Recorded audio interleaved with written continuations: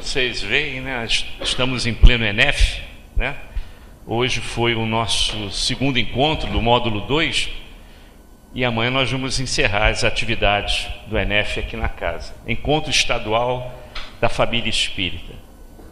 Os amigos espirituais afirmam, eu coloquei um copo ali do lado. Os amigos espirituais afirmam que esse período, de hoje para amanhã, é o dia mais violento do Carnaval. O dia mais violento do Carnaval.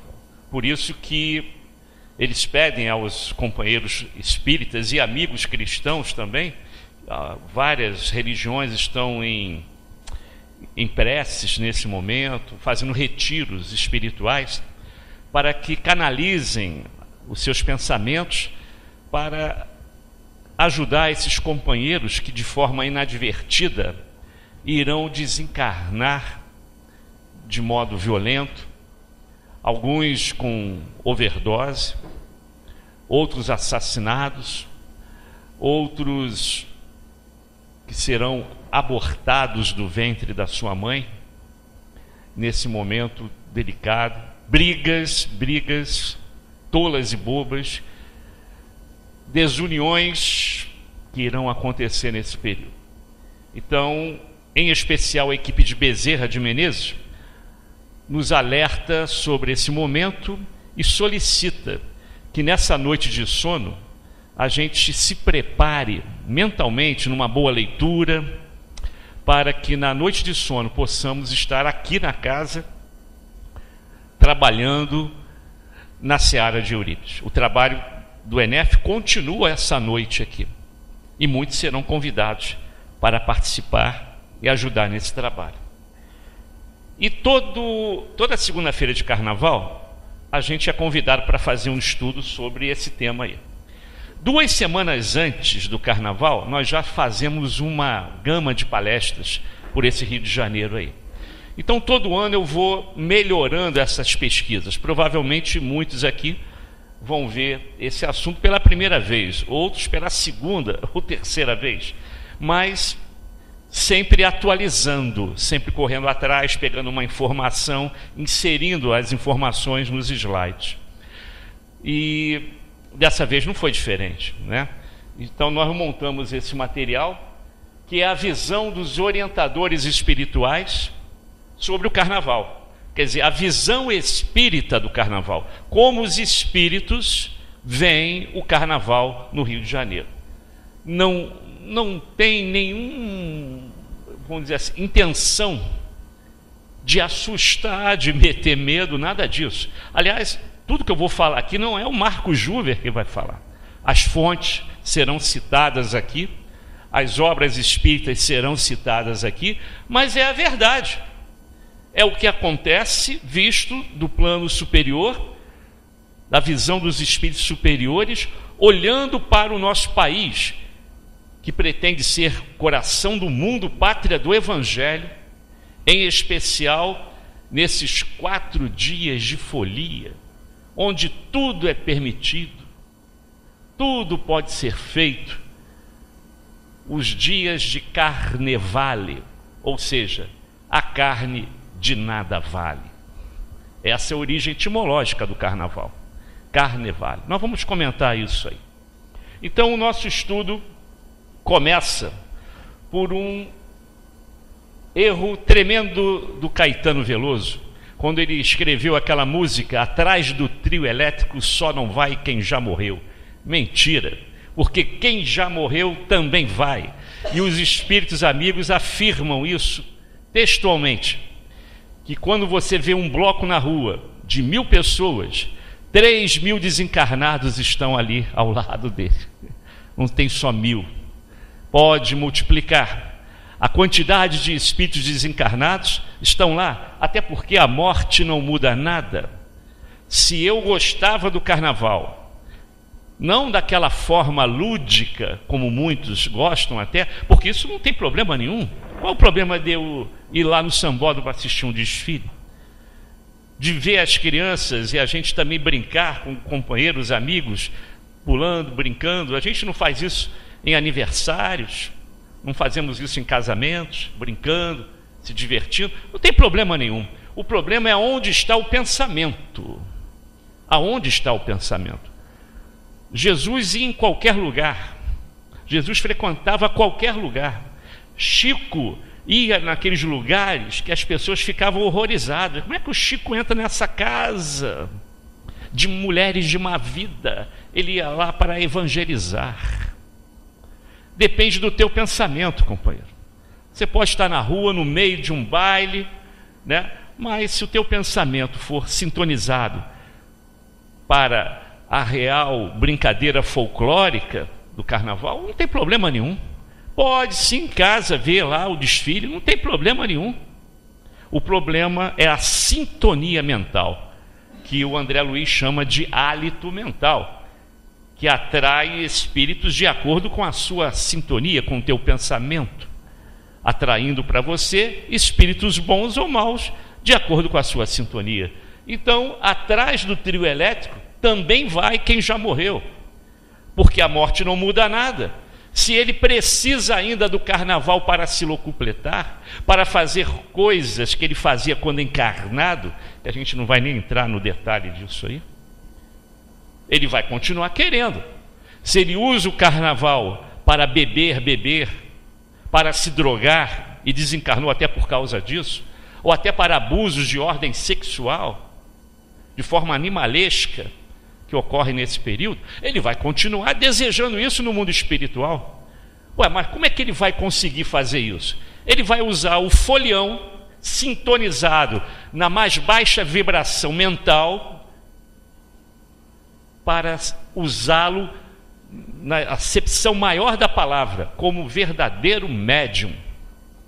Através dele, ele vai conseguir se drogar de novo, ele vai beber até cair com o companheiro encarnado, porque ninguém bebe sozinho, ninguém se droga sozinho.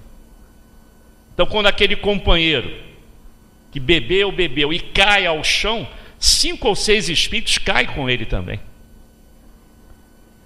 Segundo Divaldo, né, e também pelo lápis do Chico, nós sabemos que isso se dá pela imantação. Perispírito com perispírito. Ele une o perispírito dele com o alcoólatra ou o dependente químico, dá um abraço como de um polvo, envolvendo a pessoa dependente, e suga as emanações alcoólicas ou das drogas que saem pelos poros da pele. Ou vocês nunca perceberam que o alcoólatra cheira álcool? Sai pelos poros da pele. E é por ali que o obsessor vai beber com ele, sugando, como se fosse no canudinho, né? Célula por célula, poro por poro, sugando as emanações do nosso irmãozinho infeliz. Eles ligam o perispírito do desencarnado com o do encarnado, do corpo somático, do corpo psicossomático do desencarnado, fazendo essa ligação. E suga mesmo. Todos os excessos de toda ordem, até na área da alimentação, podem provocar tal coisa. Tudo que a gente faz em excesso provoca essa sintonia negativa com o irmãozinho infeliz. Por isso, a gente diz, a morte não muda nada. A pessoa do lado de lá vai continuar a ser a mesma que era aqui.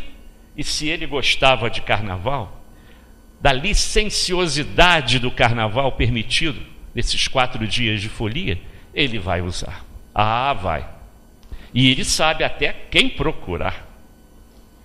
Bom, o nosso estudo sempre é baseado nesses 2 livros aí, principalmente o da esquerda, Nas Fronteiras da Loucura, pelo lápis do Divaldo, do nosso querido Manuel Filomeno de Miranda. Esse é o livro clássico para entender o que acontece no carnaval. O trabalho que a gente dá para a equipe espiritual de Bezerra de Menezes. Esse livro, se não me engano, foi escrito em 84, mas trata-se das aventuras e desventuras da equipe de Bezerra em 82, no Carnaval de 82, no Rio de Janeiro. Esse trabalho não começou em 82, começou antes, muito antes já tinha esse trabalho da equipe de Bezerra. Mas o livro fotografa esses momentos em que as atividades de socorro a encarnados e desencarnados são desenvolvidas por uma grande equipe espiritual comandada por Bezerra de Menezes. E 2 ou 3 anos depois saiu esse livro aí, também do Manuel Filomeno de Miranda, intitulado Entre os Dois Mundos, que é quase uma continuação desse primeiro, que relata também o socorro espiritual a trabalhadores do Evangelho encarnados que passam por grandes perigos nas ruas do Rio de Janeiro no período do Carnaval. As caravanas de quentinhas, de atendimento na rua, às vezes elas eram cercadas e mostrando como a equipe espiritual atuava. Os acidentes de automóvel provocados por overdose ou então grande quantidade de álcool, como é feito socorro para esses espíritos em estado de perturbação extrema, como alguns assassinatos são evitados. Então, o livro é de 84, mas mostra nas fronteiras da loucura como a equipe de Bezerra, acampada num verdadeiro forte no centro da cidade, no Campo de Santana. Até comentei hoje à tarde aqui no ENEF. Imagina o Campo de Santana cheio daquelas barraquinhas, daquelas tendas branquinhas, aquelas tendas árabes, né, que a gente vê nas praias. Imagina aquilo cheio de tendas. É um verdadeiro pronto-socorro espiritual que é montado ali muito antes do Carnaval e depois de alguns dias ainda fica ali para amparar aqueles que desencarnam nesse período pelos excessos cometidos no Carnaval. Olha o trabalho que a gente dá para essa equipe de Bezerra. Portanto, o que nós vamos falar aqui está basicamente baseado nesses 2 livros, mas vão ter outros que a gente vai citar aqui também. Mas as origens do Carnaval, como eu falei, da Carnevale, não é de agora, não é de 50 anos atrás, não é do século XIX, quando chegou através de Portugal, lá da Europa, aqui no Brasil, não. Nas pesquisas que nós realizamos, vimos que há 10.000 anos antes de Cristo, as tribos extremamente primitivas que habitavam o nosso planeta já se vestiam de cores, pintavam o rosto de forma colorida para afastar os maus espíritos, ou os demônios, como eles chamavam, que poderiam, exatamente nesse período do solstício de inverno, prejudicar a colheita, a lavoura desses povos primitivos. Então, naquela época, já havia essas pessoas que se fantasiavam, se vestiam como demônios, para afastar os maus espíritos, né? Com rostos mascarados e corpos pintados, para espantar os demônios da má colheita. Era o final do solstício de inverno. Era um período delicado, onde ninguém sabia o que ia acontecer com a lavoura. Será que eu vou ter uma boa colheita? Não vou ter? Então, as origens do Carnaval também chegam às mais antigas celebrações da humanidade, como nos egípcios, em memória da deusa Ísis do touro Apis, também nesse período astronômico, em relação ao solstício de inverno. Os gregos com as festas lupercais, celebrando o renascer da natureza. O inverno foi embora, está chegando a natureza, então iam comemorar com as festas chamadas lupercais. E das festas romanas, que nós vamos falar daqui a pouco, que é a mais brutalizada de todas e que tem mais ligação com esse carnaval que nós temos aqui. Mas num ponto, todos esses povos, até mesmo os primitivos, concordavam. As festas estavam ligadas aos fenômenos astronômicos e aos ciclos naturais da Terra, principalmente na saída do inverno e na chegada da primavera ou do verão. Então, o termo Saturnália vem das festas romanas em honra de Saturno, nas quais predominava a licenciosidade e a orgia. Tudo era permitido. E o termo bacanalha ou bacanal vem do deus Baco, do deus do vinho. Baco era o deus romano do vinho. Então, dependendo do imperador romano da época, as bacanalhas, em homenagem ao deus Baco, ou o deus grego Dionísio, que na Grécia era o deus do vinho, poderiam durar semanas ou meses, dependendo do imperador. Não eram 4 dias só, não. Podiam demorar semanas ou meses. E o povo adorava. Inclusive em Roma tinha um momento das festividades a Baco em que os escravos podiam se fazer de senhores e os senhores de escravo. Era um dia em que os papéis se invertiam. E o termo carnevale, que nós já falamos aqui, vem dessa época. A carne de nada vale. A licenciosidade, tudo é permitido. Quando eu digo tudo, é tudo mesmo, hein? Tudo mesmo. Então, Bezerra, na página 54, né, através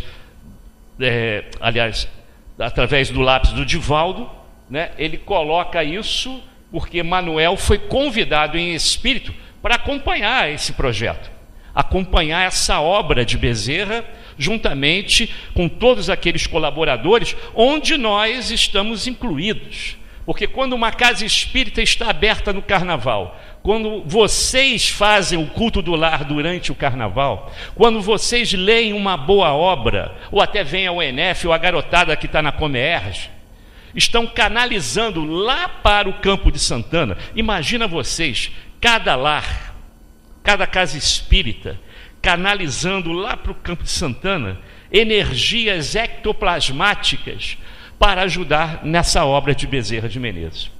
Por isso, eu vou confidenciar uma coisa aqui para vocês. Desde que eu me tornei espírita e comecei a frequentar a Comerge, né, eu comecei na Comerge, na 7ª Comerge. Hoje estamos na 37ª, né? 37ª Comerge. Ainda era o ZERJ, né? Quando eles criaram há 37 anos atrás a primeira Comerge. Eu cheguei quando estava na 7ª para a 8ª. Lembra mais ou menos disso aí? Eu entrego legal, né? Porque em junho nós vamos eu vou fazer 40 anos que estou aqui na Casa Espírita, chegando na mocidade. E um ano depois já estava na Comerge. Só que aqueles jovens da época, de 40 anos atrás, cresceram. Viraram pais, viraram mães. Aí o pessoal fala, poxa, mas só o jovem tem vez? Aí há 23 anos atrás, a CERJ criou o ENEF, que é o Encontro Estadual da Família Espírita, para trazer também os pais, né, aqueles jovens que ficaram mais velhos, para também na Casa Espírita trabalhar o Evangelho, falar sobre Jesus, falar sobre doutrina espírita, Kardec, etc. Por isso, todos nós estamos canalizando essa energia para lá.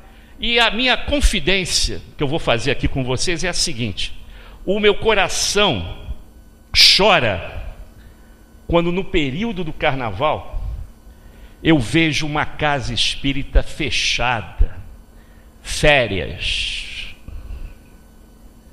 Vocês não imaginam como eu fico quando eu vejo uma casa espírita fechada nesse período. É o momento em que as pessoas precisam, e muitos chegam à casa espírita com seus próprios pés.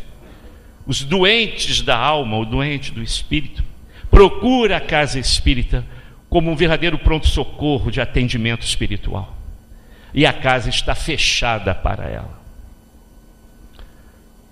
O projeto da CERJ em relação aos chamados seus, né? O nosso é o 20º seu.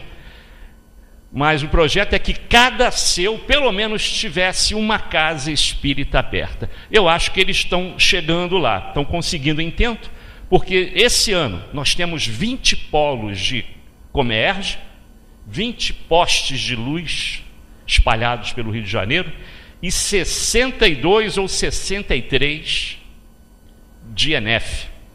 Nós vamos chegar a 100, hein? Nós vamos chegar a 100. Olha só que beleza. Ao todo, 82, 83 postes de luz espalhados pelo Rio de Janeiro. Mas pode ser mais. Nós temos mais casas espíritas, temos mais projetos para fazer no carnaval. Nem que abra, aí algumas fazem isso. Algumas abrem de manhã para ler o Evangelho, abrem à tarde para fazer um pequeno culto. Pelo menos isso, pessoal. Abrir a casa, mas não dar férias para os seus frequentadores. Isso não existe no mundo espiritual. Mas nós vamos chegar lá. Um dia a gente vai entender melhor isso aí. Bom, em relação às faixas vibratórias, em dezembro do ano passado, quando eu fiz o estudo aqui na época do Natal, eu comentei aqui, quem estava aqui deve lembrar, que é o período em que a espiritualidade melhor, na época de dezembro, a espiritualidade ligada às tarefas e às obras de Jesus, mais se aproximam na crosta terrestre. A gente parece que sente Jesus ao nosso lado. O mês de dezembro é um mês diferente. As vibrações são diferentes. O ar é diferente. O nosso modo de ser é diferente. Ficamos mais sensíveis, mais sensibilizados com o próximo. Mês de dezembro. E conforme o mês de dezembro vai acabando, vai chegando o ano novo, a espiritualidade maior vai indo embora. Porque os nossos pensamentos, os nossos miasmas vão voltando para as festas de Ano Novo, que está automaticamente ligada ao carnaval. Aí há uma troca de vibração. E é o que a gente está vendo agora. Se a gente não tomar cuidado, a gente entra nessas armadilhas aí. Por quê? Porque Manuel, como falei, convidado a Bezerra para conhecer do mundo espiritual o que acontecia no carnaval do Rio de Janeiro, diz assim, lá na página 135 do livro Nas Fronteiras da Loucura, textualmente: logo depois que eu retornar à vida espiritual, percebi haver em torno da Terra faixas vibratórias concêntricas, como um vórtice, né? Concêntricas que a envolviam desde as mais condensadas próxima da área física até as mais sutis, distanciadas do movimento humano da crosta. São vitalizadas pelas sucessivas ondas mentais, os miasmas, dos habitantes do planeta, que de alguma forma sofrem-lhes a condensação perniciosa. Há poucos anos atrás, quando o Divaldo fez uma palestra lá na Barra, no Metropolitan, que ele sempre faz ali, né? Uma vez por ano ele está sempre ali. Ele falou isso. Ele disse que o Brasil, em especial o Rio de Janeiro, visto do plano superior, a visão dos espíritos superiores para a Terra nesse período, era uma visão enegrecida, onde é a região geográfica do Rio de Janeiro. Enegrecida pelas vibrações, pelas ondas mentais deletérias que acontecem nesse período do carnaval. Repito, o carnaval em si pode ser lúdico, mas depende do teu pensamento, da tua sintonia, de como você se comporta nesse período. E muitas das vezes não é da melhor maneira. As pessoas caem nas armadilhas montadas pelos obsessores, que são feitas muito antes de começar o carnaval. A concentração mental, já que nós falamos do hálito mental, lá do André Luiz, está ali, ó, na página também 137.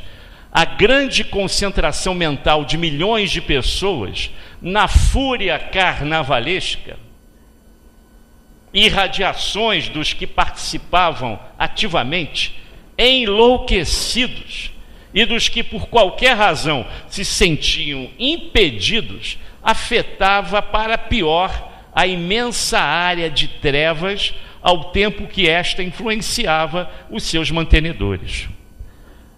Isso aí a gente vê, inclusive, no início dos blocos, naqueles blocos, podemos dizer assim, até violentos, mais violentos. A gente vê começando devagarzinho, quando você vê, está no ápice, né, das brigas, né, das discussões, das agressões. Então eles se aproveitam então da afinidade que nós fazemos para com eles, porque veja bem, nós é que convidamos os obsessores a entrar na nossa vida. Eles estão andando lá fora. A nossa sintonia mental, como um imã, atrai esse obsessor para beber conosco, para se drogar, porque ele gosta disso também. E se a gente gosta, eles se unem. Convidamos a frequentar a nossa casa, e depois que ele entra, para sair é complicado. Mas fomos nós que abrimos a porta. Daí a importância, pessoal, do culto do lar. Temos que fazer, sim, o culto doméstico do lar, para proteger a nossa casa, manter a vibração da nossa casa como uma vibração da casa espírita. Igualzinho que acontece aqui dentro, pode acontecer na nossa casa. O mentor espiritual, o nosso amigo espiritual, o nosso guardião, o nome que queiram dar, está lá protegendo a gente. É interesse dele realizar tal coisa. Ele estará ao nosso lado. E as obsessões coletivas que nós encontramos no livro Entre os Dois Mundos? Obsessões coletivas. Parece que todos entraram num processo de hipnose coletiva, e que quando despertam não sabem o que fizeram, por que estão ali, da onde veio, por que foi parar ali. É o que foi descrito também por Manuel Filomeno. Nesse período instalam-se lamentáveis obsessões coletivas que entorpecem multidões, gente. Multidões. Repare que eu falei daquele exemplo: 1000 pessoas num bloco, 3000 são desencarnados, 3 para 1. Cada encarnado para 3 desencarnados. E aí eles entorpecem, eles magnetizam, conseguem hipnotizar dezenas de milhares de pessoas, alucinando indivíduos que se vinculam a formosos, que estavam vinculados, a formosos projetos dignificadores, mas se deixam levar por um convite infeliz e se deixa levar por aquele momento. Alguns não sabem nem, puxa vida, como é que eu entrei nessa? Alguns acordam, despertam depois, mas por que eu fiz isso? Inclusive, quando a gente fala isso para a garotada na mocidade, a gente tem que falar isso de uma maneira muito delicada, porque o jovem pensa que a gente fala isso para meter medo nele. Já ouvimos isso na casa espírita. Eu não acredito nisso. Você está falando isso para meter medo na gente. Cada um tem o seu livre-arbítrio. A nossa função como educador e evangelizador é mostrar a verdade. Carnaval é permitido, está aí. Você pode ir, sim. Mas cuidado com o que você vai fazer, com o que você vai pensar, para depois não se arrepender. Então eu uso uma expressão que a garotada entende muito bem. Eles entendem muito bem. Cuidado, gente. Minutos de prazer podem trazer séculos de sofrimento para o espírito. Eles entendem o recado. Minutos de prazer podem trazer séculos de sofrimento para o espírito. E de vez em quando, um ou outro volta, alguns meses depois. Tio, o senhor tinha razão, mas já tinha feito a besteira, né? 1 ou 2 já voltaram para falar isso aqui. Como educador, a gente vai ter que falar. Porque o jovem, ele se sente um Highlander, né? Não vai acontecer nada com ele, é imortal, ele sabe até onde pode ir, ele sabe os limites, sabe nada. E cai como um patinho nas armadilhas dos irmãos muito mais inteligentes do que nós. Vocês acham que o obsessor é bobo? São inteligentíssimos. E ele tem todo o tempo do mundo para montar armadilha. Ele sabe o que a gente pensa, o que a gente gosta, os nossos prazeres. E monta armadilha como a cobra que dá o bote certeiro. Ele não perde a viagem se a gente não estiver em sintonia. Se a gente não estiver em sintonia, a gente cai nas armadilhas. Orai e vigiai, já dizia Jesus, né? E muitas pessoas chamadas moralmente perfeitas, éticas, né, caem nessas armadilhas do carnaval e não sabe explicar como, né?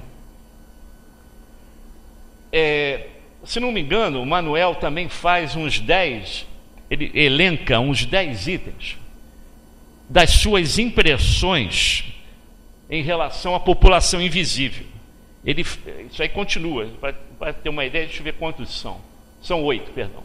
São 8 itens que ele vai elencar, dizendo o que ele encontrou em relação ao irmãozinho invisível, que ainda precisa do carnaval, daquele modo animalesco que eu descrevi aqui, ligado em sintonia à etimologia carnevale.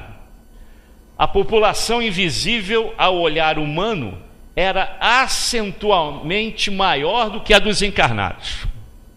Para começar, a nuvem de espíritos que nos cercam é grande, tanto para as coisas boas e para as coisas ruins. A população de desencarnados em torno do planeta Terra é de 7 ou 8 vezes maior do que a dos encarnados. O planeta Terra é um planeta de provas e expiações. Então, espíritos de ordem inferior, como a gente, por que não? Se eu estou encarnado no planeta Terra, eu sou um espírito ainda brutalizado pela ignorância, extremamente egoísta, vaidoso, vingativo. Por que não vou reencarnar na Terra? É o planeta certinho para me receber aqui. O dia, como eu falo também para a garotada, o dia que a gente praticar o verbo amar, que disse a página e a música, o dia que a gente praticar o verbo amar e o verbo perdoar, mas praticar de verdade, a gente não precisa mais reencarnar aqui. Vai, como o Marcelo diz, vai para Júpiter, né? Vai para Saturno, né? São planetas muito mais evoluídos do que a Terra, muito mais. Já são planetas felizes. Um dia nós vamos chegar lá, claro que vamos, porque se existe determinismo na doutrina espírita, um deles é esse: fomos criados para sermos felizes, e seremos. Agora, o tempo depende de você, porque o livre-arbítrio é teu. Você é que vai dizer sim ou não para as aventuras que vão surgir à sua frente. Você que vai escolher a porta larga ou a porta estreita. E não botem a culpa no obsessor, porque é você que escolheu mal. Aliás, tá me irritando esse negócio. O espírita está caindo fora da sua responsabilidade, botando a culpa no obsessor. Tudo é obsessor. Ah, o obsessor que fez isso, me orientou para isso. Não, é você, gente. É você. E no carnevale, na carnevale, a pessoa, quando tropeça e cai feio, diz assim, o jovem então fala isso tranquilamente: aqui a carne é fraca. Olha, quem raciocina é a carne ou é o espírito? É o corpo ou é o espírito? É o espírito. Então não põe a culpa no obsessor, na fraqueza do corpo, não. O teu espírito é que é fraco. O teu espírito é que não tem fé e não confia em você mesmo. Educa-te e construirás um mundo melhor. É o tema do nosso ENEF. Educa-te. A autoeducação. A reforma íntima que Jesus tanto pedia e morreu por causa disso. Mataram Jesus, quer dizer, nós é que estávamos lá. Nós é que estávamos lá. Matamos Jesus porque ele incomodava, e aliás, ele incomoda ainda até hoje. Jesus ainda incomoda até hoje. Mas simplesmente eliminaram, porque ele incomodava. Ele falava umas coisas que a gente não entendia ou não queria entender, porque não tinha ouvidos para ouvir. Perdoar tantas vezes quanto for necessário. Oferecer outra face quando uma for esbofeteada. Perdoar 70 vezes 7. Não, que isso? Como é que fica Moisés aí? Cadê a lei de Italião aí? Olho por olho, dente por dente. Que negócio é esse de perdoar o meu inimigo? Então ele incomodava. Por isso, foi simplesmente eliminado. Quer dizer, tentaram eliminar, mas a verdade não morre. E tudo aquilo que ele falou e praticou ainda está vivo até hoje. Até hoje está vivo. Outra coisa que Manuel Filomeno de Miranda percebeu em relação à população invisível do carnaval: disputavam seres, entidades perversas, medonhas. Aliás, aquelas máscaras, até hoje não tem muito não, né? Mas antigamente, na minha época, quando eu era pequeno, tinha umas máscaras terríveis. Tinha um do diabo que tinha uma língua, lembram? Os mais antigos lembram disso, né? O do diabo, aquilo ali, eu saía de casa já chorando quando via aquilo ali. Aquilo ali era um umbral materializado na terra. Ainda tem do bate-bola, né? Umas assim medonhas, né? Do bate-bola, né? Mas aquela do diabo está marcado na minha memória espiritual. Quer dizer, lá no umbral eu tinha visto algo semelhante. Aquela língua, aquela orelha enorme, né? Falei, nossa, eu já saía chorando, né? Eu ia para a rua com meus pais para ver o carnaval lá na Praça Seca. Hoje nem tem mais carnaval ali, porque é violência pura, né? Acabou o carnaval daquela maneira lúdica que a gente brincava lá no Jacarepaguá Tênis Clube. Eu não, eu era levado, porque desde pequeno eu não entendia por que as pessoas ficavam rodando em torno do salão, saindo do nada e indo para lugar nenhum, ficava rodando ali o tempo todo, aí saía cansado. Eu não entendia aquilo, mas me levava, eu ficava vendo, né? Mas nunca me apeteceu o carnaval. Mas tinha coisas assim, fantasmagóricas, que era a representação do umbral, das memórias que a gente tinha daquela época, né, materializada nas máscaras, nas fantasias, né? Isso ainda hoje tem, até em menor quantidade. A gente não vê mais isso em grande quantidade. Mas, olha só, essas entidades disputavam entre si o que o André Luiz chama de vampirização. A vampirização das vítimas.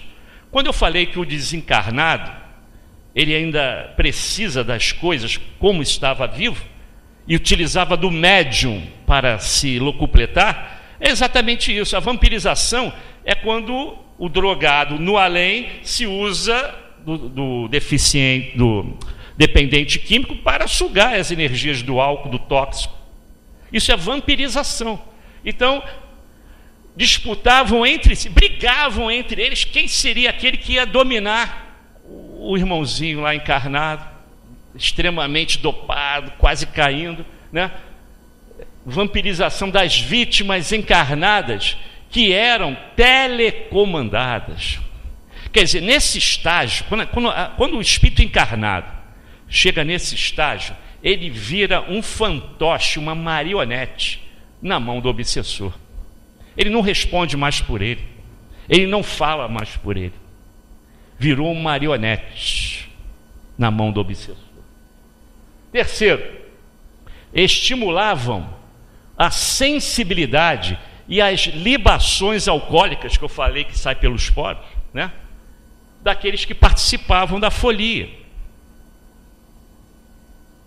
Ingeriam drogas com eles, utilizando-se dos comparsas no corpo físico. Eu não posso pegar o copo para beber, mas eu vou ligar o meu perispírito com o dele e vou beber com ele. E ainda o bobinho diz assim: ah, eu sei beber. Sabe nada. Sabe nada. Está bebendo para ele e para os outros 5, 6 ou 10 que estão ao redor dele. Item 5. se interligavam a desmandos e orgias lamentáveis que a gente sabe que tem. Tem clubes particulares que fecham as suas portas só para isso. No Brasil, coração do mundo, pátria do Evangelho. 6. Uns magotes desenfreados atacavam os burlescos, os transeuntes fantasiados, né? Transmitindo-lhes induções nefastas. Às vezes a pessoa está no meio, mas está na vibração, está na sintonia. Às vezes ele nem queria beber. Aí o cara chega precisando, diz, ó, bebe, vai beber. Aí do nada ele aparece com uma latinha de cerveja, depois vem uma outra. Na droga é a mesma coisa, no sexo é a mesma coisa. Chama-se vampirização, é o termo que André Luiz dá, e muito bem retratado no livro Libertação. Ele descreve isso muito bem, como eles usam essa ferramenta. Davam início assim a processos nefandos de obsessões demoradas. Acaba o carnaval, mas o negócio fica imantado de tal forma que o invigilante, retornando ao lar, cria aborrecimentos, brigas, separações, quando não coisa pior, por causa da vibração desse período. Ah, mas pode acontecer isso antes? Pode, só que esse período torna as coisas potencializadas. 8. Misturavam-se espíritos de aspecto bestial e lupino, de forma animalesca, como essas fantasias que a gente descreveu, verdugos e técnicos de vampirização, olha só o termo que ele usa, técnicos de vampirização do tônus sexual, em promiscuidade alarmante com inúmeros encarnados. Ah, mas a prefeitura incentiva o carnaval. Os excessos dessa ordem, que acaba em overdose, suicídios, assassinatos, nem aparece na mídia. Por quê? Espantar o turista, acabar com a renda do turismo, do carnaval. Nem toca no assunto. Um companheiro nosso, né, lá da faculdade, me passou o WhatsApp agora, eu estava lá no carro, lá, atualizando o WhatsApp do grupo de ENEF e de outros companheiros, dizendo que ele estava no cordão do Bola Preta. Acho que foi de sábado para domingo isso.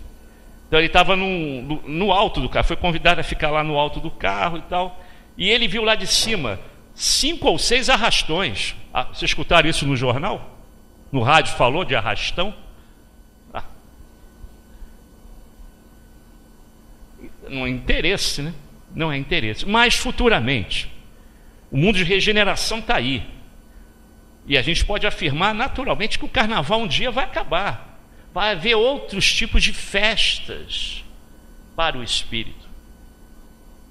Festas em que a ética, a moral e os valores da sociedade serão correspondidos. A carnaval vai acabar, isso aí é claro, vai acabar, porque um planeta de regeneração não vai permitir mais tal coisa, porque os espíritos que estão chegando agora não vão permitir tal coisa, vão começar a modificar o comportamento daqueles que já habitam, e aqueles que ainda têm prazer em tal coisa, aqueles que ainda machucam, matam, aterrorizam por prazer, não poderão mais reencarnar aqui, serão exilados, serão colocados em um outro orbe para dar continuidade à sua evolução espiritual. Então as coisas vão ficar mais fáceis para que esses espíritos venham a transformar o nosso planeta num planeta de regeneração, onde o mal não acaba. Muitos pensam, o mal vai acabar. Não, O mal só acaba quando o planeta se tornar um planeta de felicidade, de espíritos felizes. O mal não acaba, mas vai diminuir tremendamente. Porque hoje, o que é que diz Kardec desde 1857? Que o mal vence porque o bem é tímido. O bem é tímido e o mal se impõe. Mas isso vai acabar. As coisas vão se inverter. O bem vai se impor e o mal vai se recolher, até que vai sair definitivamente do nosso planeta. Então esse item 8 aí faz a gente pensar em várias coisas. Repito, não é para botar medo em ninguém, é a realidade dos fatos. Depois que chegar na pátria espiritual, que é a verdadeira vida, que é a vida espiritual, não pode dizer que não sabia. Você é responsável pelos seus atos e pensamentos. E você vai ter que responder por isso, pelas péssimas escolhas que você teve do seu livre-arbítrio. Usou mal pra caramba. E vai ter que responder. É a chamada lei de ação e reação. Implacável. Implacável. Mas o que o Espiritismo esclarece? Que o pensamento, olha só, o que nós acabamos de falar, o pensamento altera o meio, atrai pensamento semelhante. A doutrina espírita nunca vai proibir a você de ir lá para o carnaval. Aliás, a doutrina espírita não proíbe nada, ela apenas esclarece, instrui, mostra. Você que vai escolher o teu caminho. O dia que alguém aqui nesta casa, ou qualquer outra casa que se diga espírita, disser para você o que pode, o que não pode fazer, saia dessa casa. Essa não é uma casa espírita. Os espíritos superiores nunca irão dizer para você o que tem que fazer. A decisão é sua, o livre-arbítrio é seu. Ah, mas se eu fizer uma prece para pedir uma ajuda, claro, a intuição vai vir. Mas a decisão final é sua. Você é responsável pelo sucesso ou pelo seu insucesso. Quando a casa foi criada, a gente botava, isso já tem 51 anos mais ou menos, né, de fundação da casa, a casa colocava um adesivo em todos os livros, na primeira página dos livros. Era um pensamento de André Luiz, era um adesivo retangular que dizia assim: o vencedor é aquele que vence a si mesmo. Todos os livros da casa saíam com esse adesivo. É um pensamento de André Luiz. O vencedor é aquele que vence a si mesmo. E aquele derrotado também. Foi derrotado por si mesmo. Porque o livre-arbítrio é seu. Então aqui ninguém vai dizer o que você tem que fazer. Aqui não. E nenhuma casa espírita séria de pureza doutrinária. Consequências nefastas, está lá nas fronteiras da loucura. Consequências nefastas depois do carnaval. 4 dias, né? Mas e depois? Moléstias graves se instalam em oportunidades grandes, demasiadas.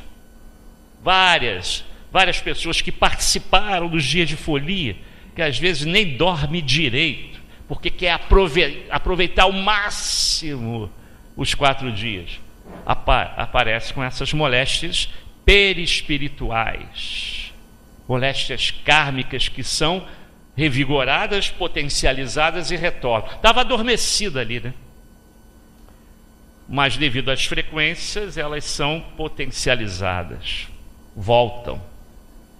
Comportamentos morais se alteram sob o assodar dos apetites desmedidos, no ambiente de trabalho, no lar, com os vizinhos, na casa espírita, quando aquele companheiro inadvertido está retornando a casa.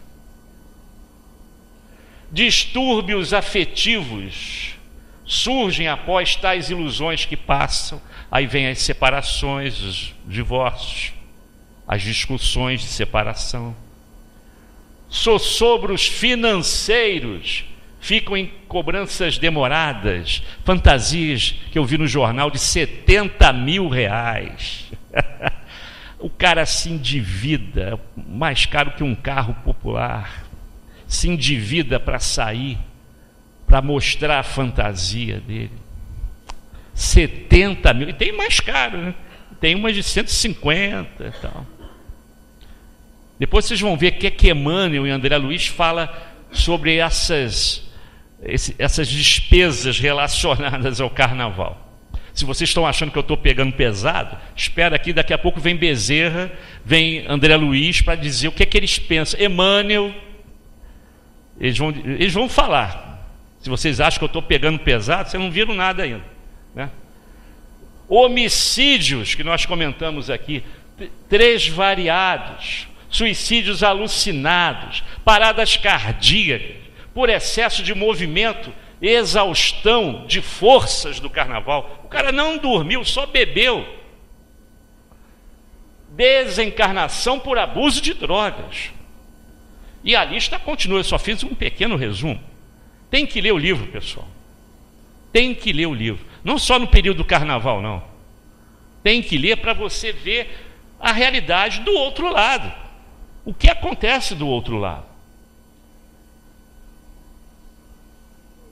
Pedro Fagundes Azevedo, não é Fagundes não, é Fagundes mesmo, Azevedo, diz o seguinte: muitos espíritas ingenuamente julgam que a participação nas festas de Momo, tão do agrado dos brasileiros, não acarreta nenhum mal. Não, é uma coisa, é um folclore popular, né?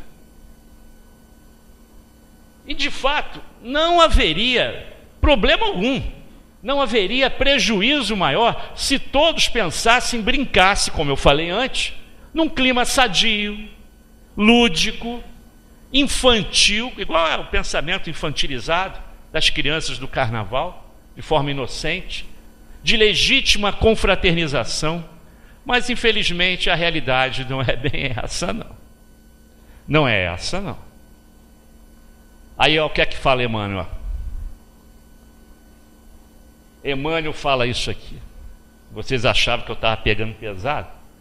A ação altamente meritória seria de empregar todas as verbas consumidas em semelhantes festejos, são milhões de dólares. Milhões de dólares. Na assistência social aos necessitados de um pão, de um carinho. E como isso um dia vai acabar, isso vai acontecer. É dinheiro que vai ter para investir na educação, na saúde. Então isso vai acontecer um dia, porque o carnaval vai acabar. Me perdoe aqueles que gostam, mas ele vai acabar. André Luiz, esse então, olha aqui, ó. O espírita, André Luiz, o espírita deve afastar-se de festas lamentáveis. Ele foi bem claro? Será que ele foi bem claro?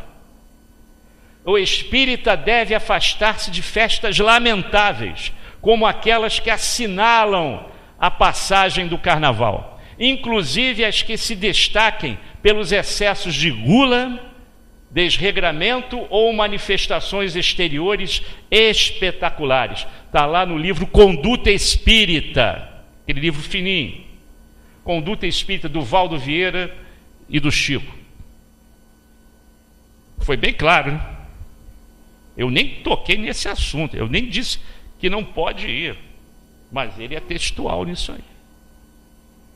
E Bezerra, então? E Bezerra? O carnaval é festa que ainda guarda vestígios de barbárie. Lembra que eu falei de 10 mil anos antes de Cristo? Da barbárie e do primitivismo, que ainda reina entre os encarnados. Éramos nós naquela época, e agora com a memória espiritual, trazendo aquilo de volta. Marcado pelas paixões do prazer violento. Como o nosso imperativo maior é a lei da evolução, um dia tudo isso, todas estas manifestações ruidosas que marcam o nosso estágio de inferioridade, desaparecerão da Terra. E vai acontecer isso. Vai acabar. Um dia o carnaval vai acabar. Ah, mas tem espíritos que gostam do carnaval. Aí vai ter que reencarnar em outro orbe, onde haja algo semelhante ao que tem aqui, para ali dar continuidade aos seus aprendizados. Porque aqui não vai ter mais. Já está acabando. Já está acabando. Bom, que eu saiba, na Europa não tem esse negócio. Nessa hora, meus primos ainda estão trabalhando. Já dessa hora, estão dormindo. O pessoal está dormindo para amanhã trabalhar. Antigamente, eu ligava para o sul, lá para Porto Alegre, para a turma lá de Porto Alegre, da família Júvia. Segunda-feira estava trabalhando normalmente. É coisa do Rio de Janeiro, Bahia, Recife. Então as coisas estão diminuindo. A gente vê que está diminuindo. E vai chegar um ponto que vai desaparecer. Vai desaparecer. Finalizando aí. O que o Espiritismo acha do carnaval? Né? Pedro Herbert, né, que coloca isso num artigo, num slide que ele colocou, não, um artigo sim, sobre o carnaval. O Espiritismo esclarece quais são as consequências, como a gente falou aqui, dos atos, deixando para nós escolhermos os caminhos. André Luiz falou, Emmanuel falou, Bezerra falou, eles falaram. Agora, quem vai escolher entre a porta larga da folia e dos prazeres, ou a porta estreita do respeito e do amor ao próximo, é você. Você vai escolher o seu caminho. Qual o seu momento de hoje? É a porta larga ou a porta estreita? O problema da porta larga, depois você vai ter que voltar tudo para recomeçar pela outra. Mas o livre-arbítrio é seu. Quantas encarnações você já teve aqui na Terra, eu não sei. Quantas ainda terá para sair daqui, só depende de você. Só depende de você. Os exemplos foram dados, Jesus manda ícones, espíritos ícones, para mostrar, olha, eles são assim, vocês podem ser também. Vocês podem fazer algo semelhante. Não igual a um Bezerra de Menezes, a um Eurípides. Mas o Chico, que era igualzinho a gente. Chico era igualzinho a gente. Ele conseguiu. Mas é difícil, né? Para nós imperfeitos, é difícil, porque a gente ainda está vinculado aos prazeres, à busca do poder, à busca do ter, da ostentação. A gente está tão longe dos prazeres mais simples da vida, da felicidade verdadeira, que não está atrelada a essas festas pagãs e nem ao poder do dinheiro, que o dinheiro pode comprar. Felicidade não está aí. O dia que a gente entender o que é realmente felicidade, aí a gente vai começar a crescer mais rápido. Por enquanto ainda tem que ficar aqui na Terra, vivenciar esses momentos que a gente está passando aqui. Ninguém está por acaso nesse momento de transição planetária. Por algum motivo, no passado recente ou remoto, nós provocamos ou nós estivemos ligados a coisas que nós fizemos para promover tudo isso que está acontecendo hoje. Por isso que a gente reencarna agora. É o momento certo de perguntar, você vai para lá ou vai para cá? É a separação do joio e do trigo. Por isso que a gente está encarnado aqui, nesse momento dificílimo do nosso planeta e do nosso estado. Antes da gente terminar, no início eu falei, né, quem chegou um pouquinho depois não ouviu, que essa noite é a noite mais crítica em relação a tudo isso que nós falamos aqui. É a noite de segunda para terça, quando acaba o carnaval. Estatisticamente, é a noite mais violenta do carnaval. Como falei, não aparece na mídia.